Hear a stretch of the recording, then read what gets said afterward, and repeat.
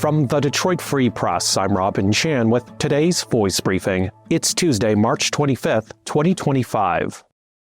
For the Detroit Free Press Autos team, I'm Jamie Leroux. The U.S. auto industry is seeking to clarify reports that automakers might dodge what are expected to be 25% tariffs on goods imported from Canada and Mexico. Reports over the weekend said President Donald Trump's administration is likely to exclude a set of sector-specific tariffs while applying reciprocal levies on April 2nd. The auto industry will be part of those sector-specific tariffs to be excluded. That's according to reports in Bloomberg News and the Wall Street Journal, which both cited officials as sources. But a White House official said Trump is still deciding what he will do about sector-specific tariffs on April 2nd or afterward, and no final decision has been made. The Detroit automakers declined to comment on the report, some of them indicating they are still seeking clarification. But Wall Street liked the news, sending auto stocks higher. Auto executives have been meeting with Trump in the past few weeks to explain that tariffs would lead to cost hikes, production pauses, and possible layoffs. For more on the story, visit freep.com.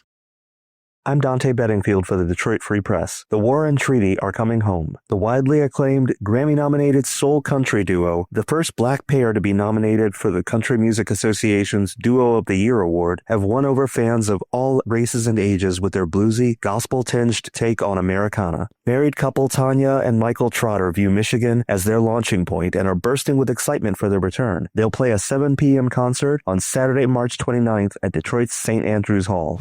Detroit is the spot. We just gonna unleash. People say that all the time, but I'm serious. We have a very special show planned for Detroit because Detroit is special. Our very first sold out shows was in Detroit. Really? Club, called in Ferndale now, honestly, little club called Otis Supply. Yeah. We did live recordings there. The very first radio DJ to really invest in us is right there in Detroit in WDET. Her name is Ann DeLisi. Through her, we were discovered by Mr. Don Was. It was a Detroit guy, and the rest was history. Our career doesn't jump off without Michigan.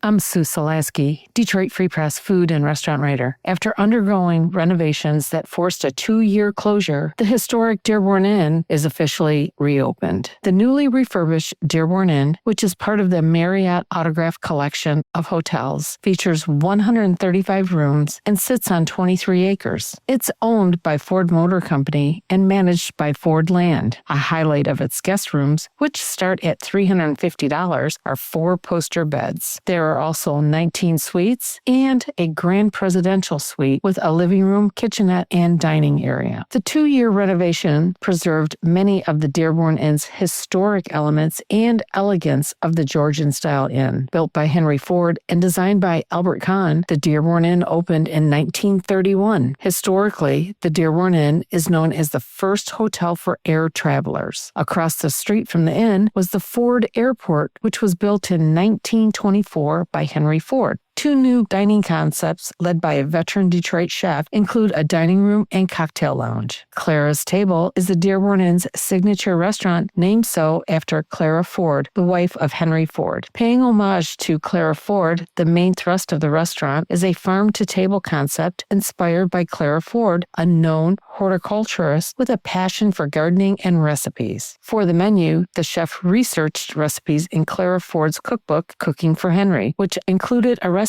for Model T crackers. Its new Four Vagabonds cocktail bar is inspired by the legendary road trips of Henry Ford with Thomas Edison, John Burroughs, and Harvey Firestone, as well as the property's aviation history. Find more from the Detroit Free Press on freep.com. That's FREEP.com. Thank you for listening, and you'll hear more from us tomorrow.